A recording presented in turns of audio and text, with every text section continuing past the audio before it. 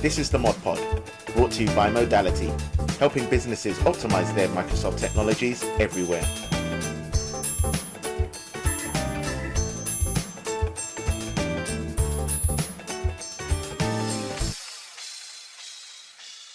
Hello and welcome to episode 5 of the ModPod. Today we have with us Shaz Simone, who is Senior Project Coordinator, and Jeremy Clark, who is International Man of Mystery, or rather International Head of Sales.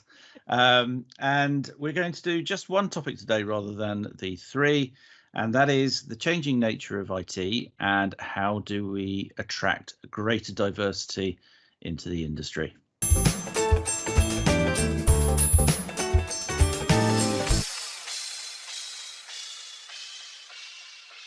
Nature of IT, I think we'll probably touch on that subject to kick off with.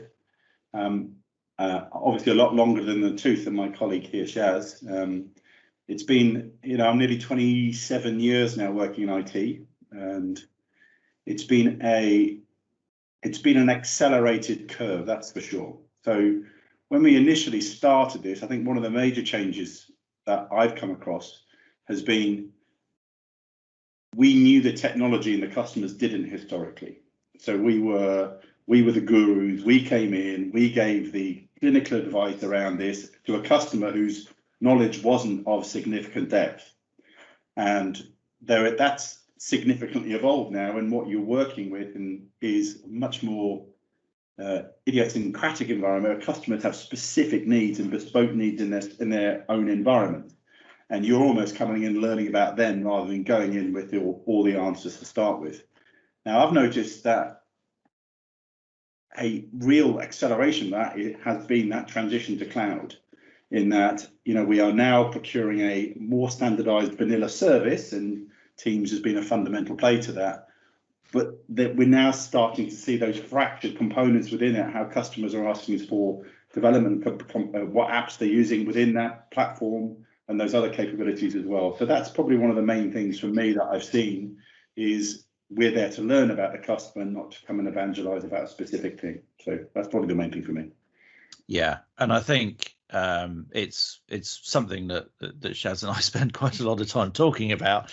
Is in conjunction with that, we've seen a real change in not just that we're having to have far more business related conversations because it's about driving a business outcome, but we have noticed that clients aren't coming to us obviously to build architectures, etc., because it's cloud based. You can flick the switch and turn something on, and it's really turning into this much more of a fragmented engagement model where we come in and we give advice and we help and we maybe configure some stuff and we come back. But the customer, you're absolutely right, is generally now far more clued up on the technology side as to what it could do, not necessarily what flicks and switches and buttons, etc. you have to push to actually make it do what they want it to do. So there is a massive shift, and it is so much faster now than I'm like you. I'm 25 years of technology, and it has changed enormously. The pace is ridiculous now. I think also as well, and I'll find a point, Shaz, and I'll hand over to you. YouTube's made a big difference, and also online learning's made a big difference. Is you can go and find out about something instantaneously. You can, that's a absolutely fundamental shift now in. It's just there for you. You can go and learn about something incredibly quickly and know about something because it's all online, which is one of the fantastic capabilities of the internet and what it's given us is that knowledge. Sorry, Shaz. No, that's fine. I think sort of contrary to yourself, Pete and Jeremy, I'm pretty new to technology, really. You're calling us old, aren't you? No, I mean actually, working in the technology sector, I'm approaching sort of 2 years. Yeah. So not only have I noticed that the speed at which technology has grown from my childhood to where I am now, but the speed at which how I approach my work and I need to solve issues has changed drastically within 2 years. It's become a lot more agile. technologies from my standpoint just update so quickly, so a customer's needs has to be addressed in all, you know, different ways very quickly. But yeah, it's just something we need to keep on top of, because it's going to keep growing at a speed, I guess. Yeah, and one of the things that I've oddly just spent quite a bit of time thinking about is that the legacy way of thinking around how you manage IT from an organizational perspective, forget our perspective, has to change as well, because you used to have a server install and then you do another install maybe 3 years later, and it was all, you could see it coming down the roadmap and it was all nicely planned, and you know, you might leave it a little bit late. But now that's completely changed, because you know, we work very closely with, you know, obviously the likes of Microsoft, etc., and we're pretty much aware of what's coming on. And then bang, there's an announcement about, you know, Viva, and then bang, there's an announcement about ambient intelligence instead of artificial intelligence. And you know, you only have to look at your Teams client and then realize that something else has moved and changed, and it's you know, your recordings aren't in Stream anymore, they're now in OneDrive, and it's like, well, where the hell's that gone? And so I think, you know, we're entering into a realm where people have to stop thinking about IT in the same way, and it needs to become this perpetually changing motion. And Very true. That's got to be driven by not just having the little, you know, the techies sat there going, oh, well, there's this new feature coming from Microsoft. You've got to engage the business now at that early point.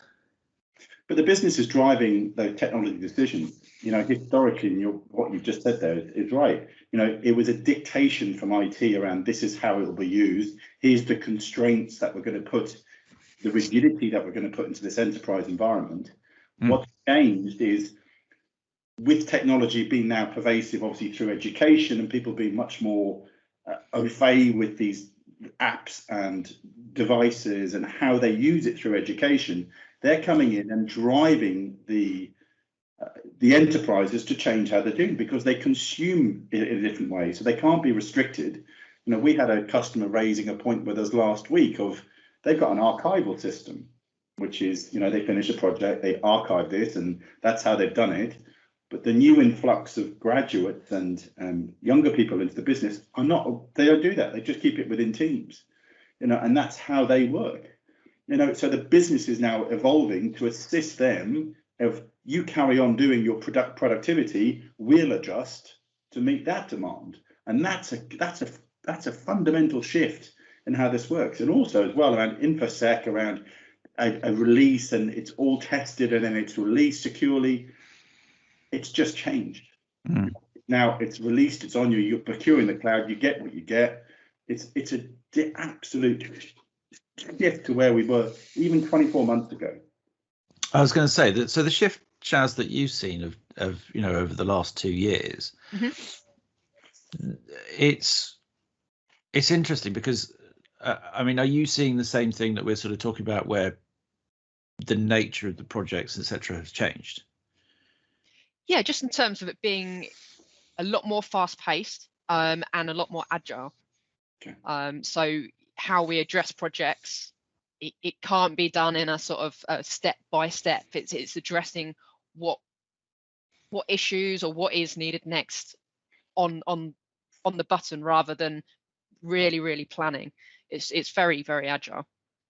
I was interested to know, with Teams coming through, obviously one of the big conveyances that we do with customers with Microsoft's product is around that productivity and collaboration. In your time of coming on board here, has Teams enabled that collective view of these things more effectively for you?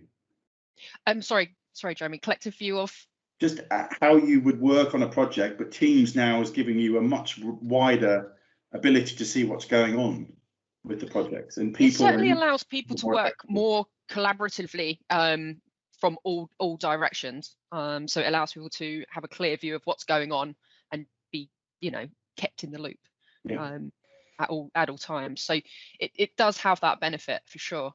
But like I said, the speed at which all technologies are changing, I think that's because technology is the norm from, you know, from a non sort of technical standpoint, it's just going to change at such a speed. So that's quite interesting, actually, because if we're both long in the tooth, you're 2 years in, there are people within your team who have been in this 6 months. Yep. So they've only experienced it being at this pace. That's right. Yep. So there is a real danger, I would say, if you look at potentially heads of IT, CISOs, whatever it is, other roles that we have,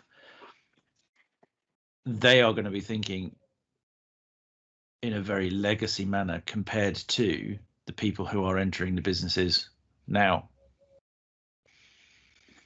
Yeah, that's a very good point to make. I think that is probably a bit of a risk. I think there needs to be a more organic, creative way of thinking, because it's definitely changed. And I think, as I've previously said, it's going to keep changing and at a speed. So being able to keep on top of those changes and react instantly is required. Yeah. The interesting is I almost see this as the last major change for us, though, Pete. Moving, what's going to be after the cloud? Once you're in the cloud, there's not going to be I didn't down here. We've now made this pivot across into the cloud. So what's going to come from now is that's going to be a stabilized utilization for the next decade, and how we're going to consume that, and what's the apps that are going to be within there will obviously evolve. But this cosmic change, this huge change that we've made to consume in the cloud, that's for me the last major step that we're going to see for us for a while. And I think, one of the things is people have tried to invent the cloud loads of times, right? Over the years.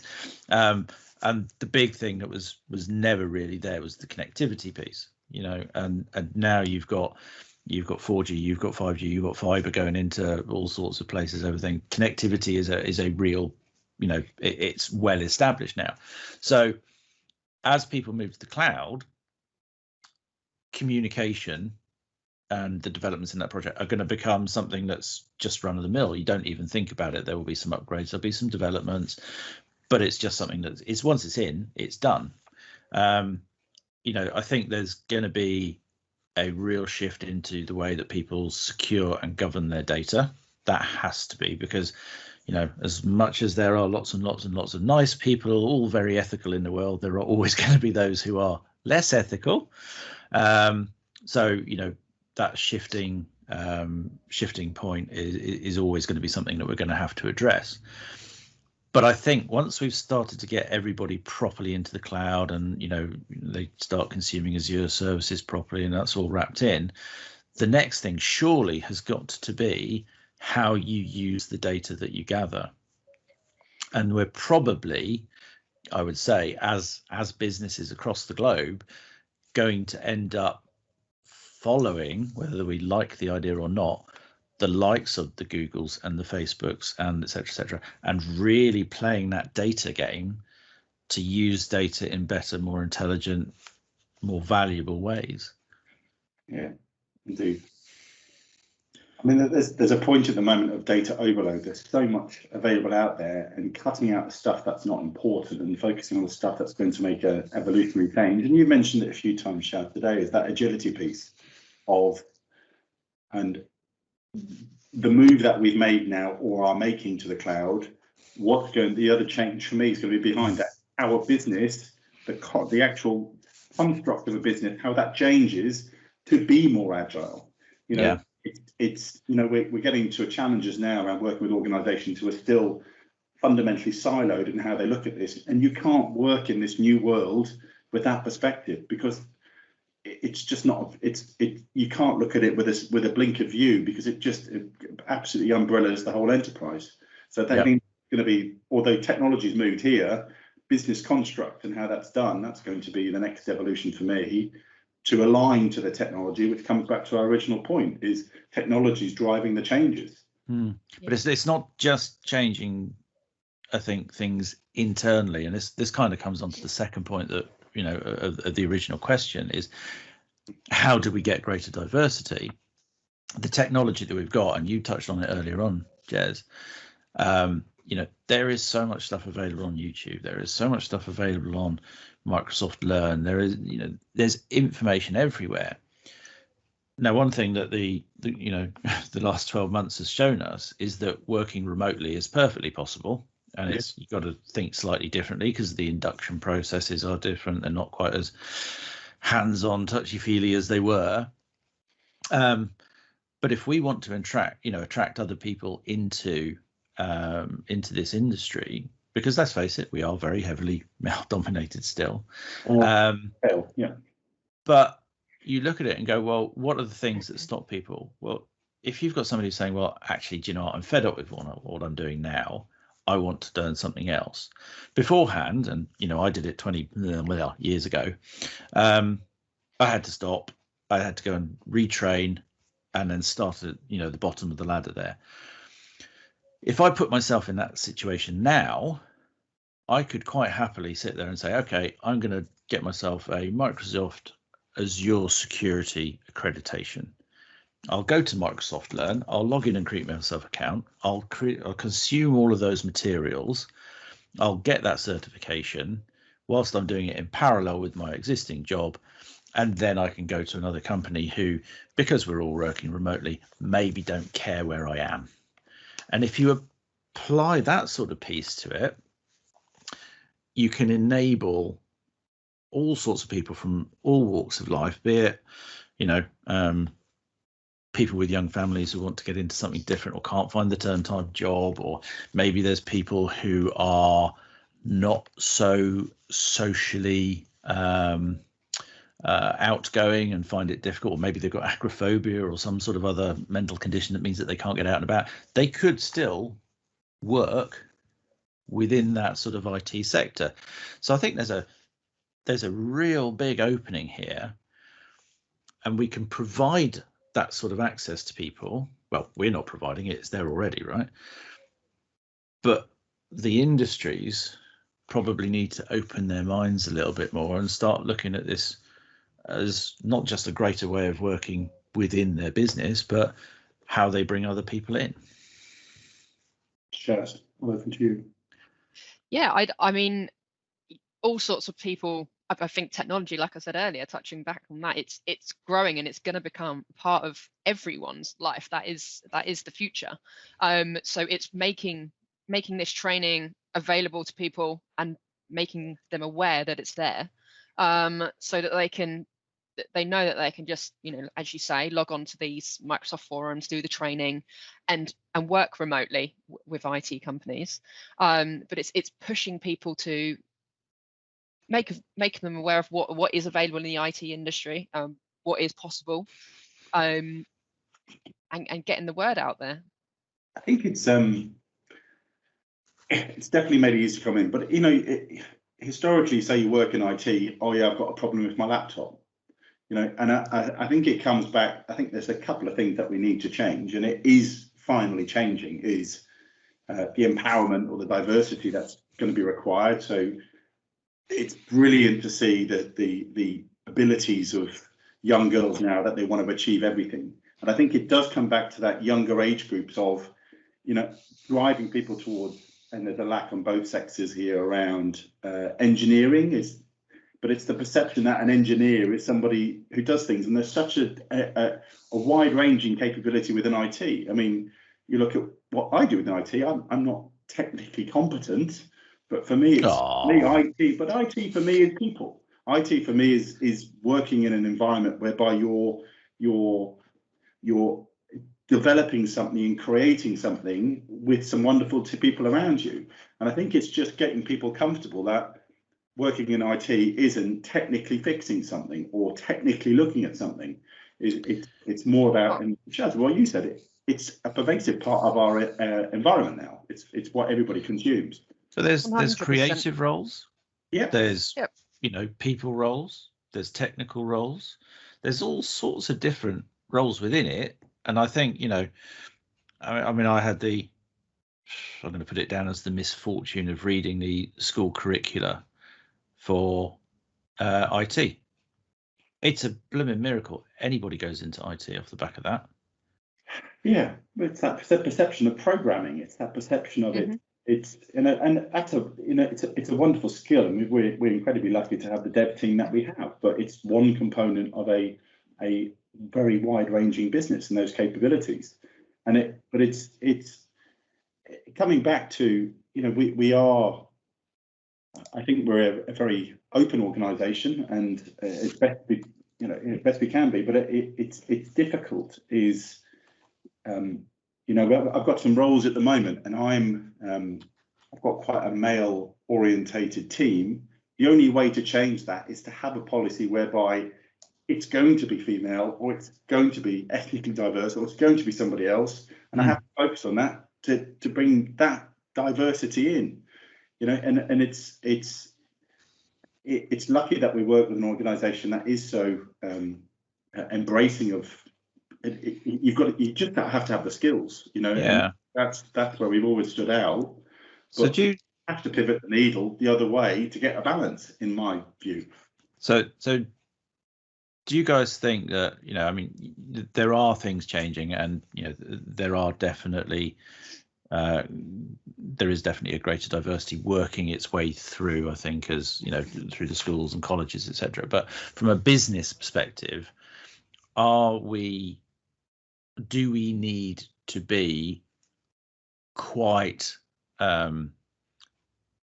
forthright on actually going out and finding different cultures, genders, I think at a very sort of high level in your job adverts and things, making a point that we welcome people from all walks of life, all ethnicities, all sexualities, all genders, to really make the point that we are an open and embracing company. I think that is probably one of the first steps we can take, and actively going out and advertising in these smaller societies is definitely would help attract those people. And I think at the same time, whilst approaching these groups of people, eliminating those preconceptions that we touched on earlier, that it is all about coding and it is all about being able to get into the back end of a computer, would definitely help. I mean, I, for one, when I wanted to get into the realm of projects, was quite reluctant with IT at first, because I am beyond any technical expertise. I'm not going to shy away from that. And it was one of the questions I asked in my interview: do I need any technical knowledge? And no, it was all about needing creativity, organizational skills, being able to find the right person in the company to make a technology project work. So it can be quite exciting and challenging, and there's lots of people, all walks of life, who would be able to bring about those skills and make it, make these projects successful. Yeah, there's three white people here speaking on a podcast about diversity.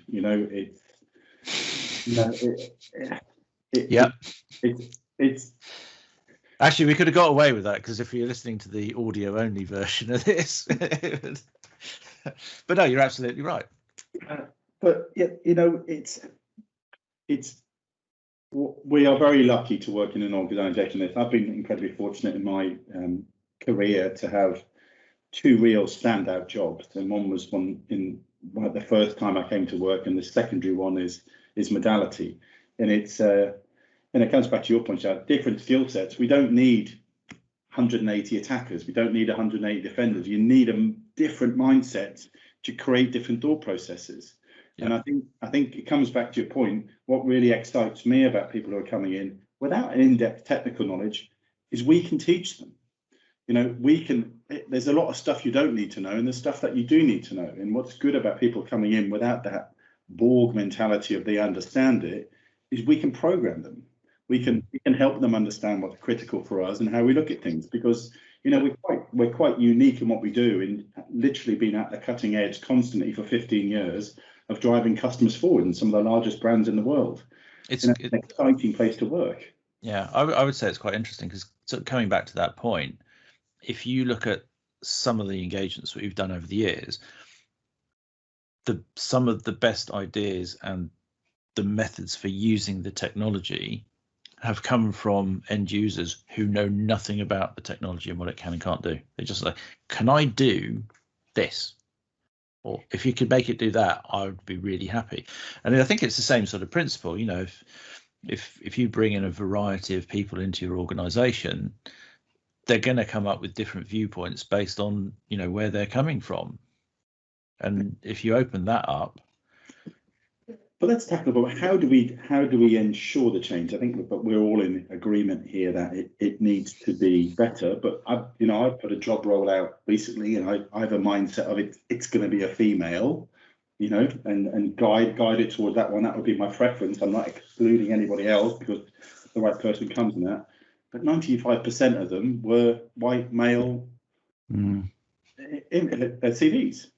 Yeah. Now, how am I supposed to diversify in a pool that I get a filtered view of it all the time? And I hope the education and the evolution of people feeling more comfortable in using technology is going to enable us to have a wider pool of females, ethnically diverse environments to be able to draw from. Yeah, I mean, I would say, you know, from the consulting delivery teams, we actually have quite a good ethnic diversity. The CVs that come through come from, you know, all sorts of walks of life, and that's absolutely great, but not women. The number of women we get through is next to zero, you know, and it's very difficult to, you know, to want to recruit more females to bring the, you know, a bit of balance back to things. But we've got to get that point where they've actually got to want to apply to us in the first place as well. It comes from a young age, right? When we were kids, we had a toy aisle, right? And the toy aisle was gender neutral. There were toys. If you go to any store now, there's a pink aisle and there's a pink, right? And those specific things are set at that young age. And the girls don't go down to the blue aisle where they're building things or doing things. And that's got to change. And it's this gender neutrality. And you know, for me, it's about letting these young girls saying, I can go and do this. If I want to go and build something, I can go and build something. And that's changing. It hasn't changed fast enough. But once that evolves and you can do anything you want to do, you know, and you know, in my household, you don't man up, you don't have to grow some, you don't have to, you know, because it's those little, those little things which are not right anymore. Maddie can be anything she wants to be, and she gets treated the same as my 3 other sons. You know, it's that drive and empowerment to go forward and do stuff, which hopefully will change how we're getting different people into this business.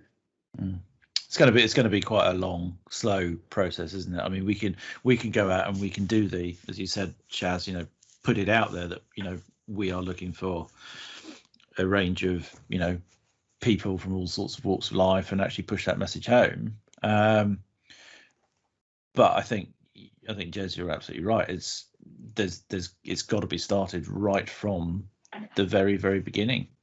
And it's interesting that you mentioned that because, you know, ages ago, my boy was looking for just some normal Hot Wheels track, right? Okay.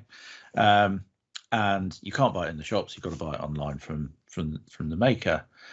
And I couldn't find it. And eventually I pinged them a note and said, why can't I find this? And they went, oh, it's in the girls' toys.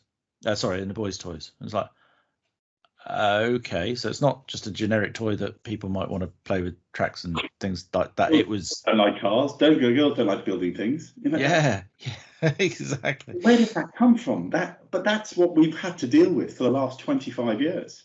I go back to some of my old Lego boxes, some of the original Lego boxes, they were white. Yeah. You know, there wasn't a pink build a house for girls or boys build spaceships. It was just a box and you build things. And that gender thing is literally the last 25 years, 30 years. And that's what we've got to deconstruct now to ensure that girls become engineers, girls become whatever they want to be. And they have the same attitude as the boys and how we educate them. But I think within that education piece and that bit at school, that also has to change away from, you know, I mean, module 1 was all about algorithms. Grow up. I've been at 25 years. I've never actually used an algorithm in my life, right? But if you put in stuff there about creating web pages or solving technical problems with, let's make this do that if we can, and make things much more real world, spark people's imaginations. Don't tell them all the facts. They can learn the facts later. I think with people coming through the school system now, that's a good place to start for young girls. But I think for people who have grown up over the past sort of 25 to 40 years, I think particularly with men as well, it's about deconstructing that viewpoint that men do A and women do, So, men who are bringing up daughters should be encouraging their daughters to do anything. Like you said, Jeremy, with your daughter, she can do anything.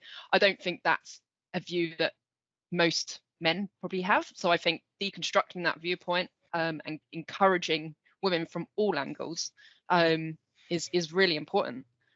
I did find it interesting that they're tabling to make misogyny a crime.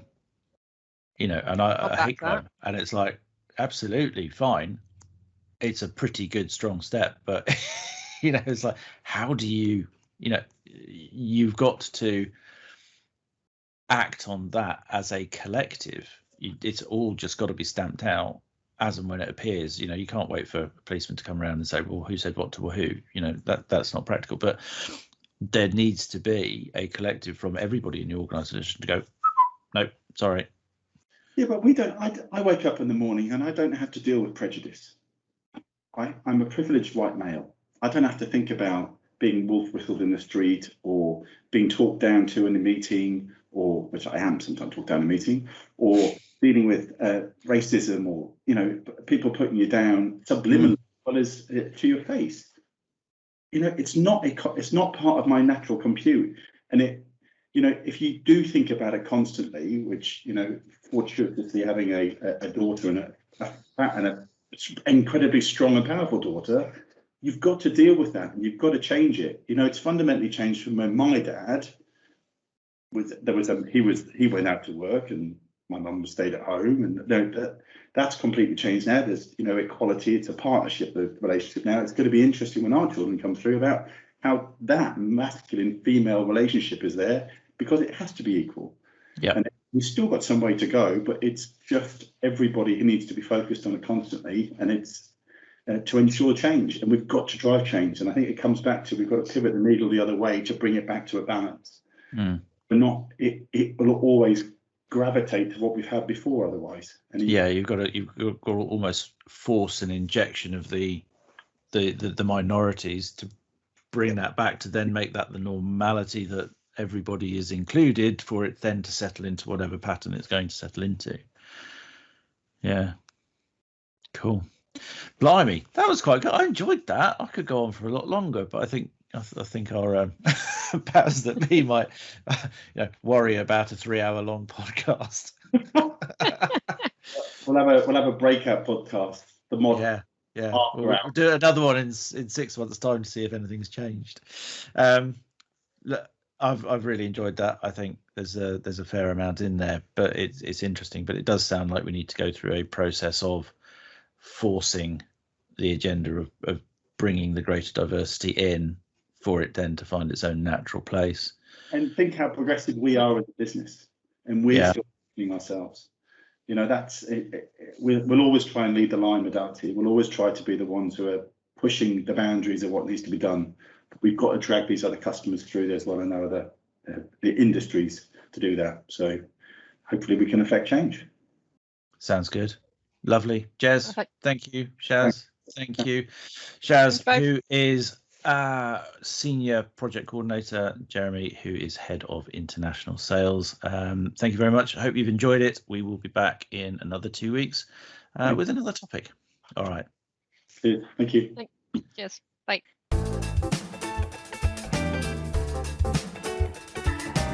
This is the ModPod, brought to you by Modality, helping businesses optimize their Microsoft technologies everywhere.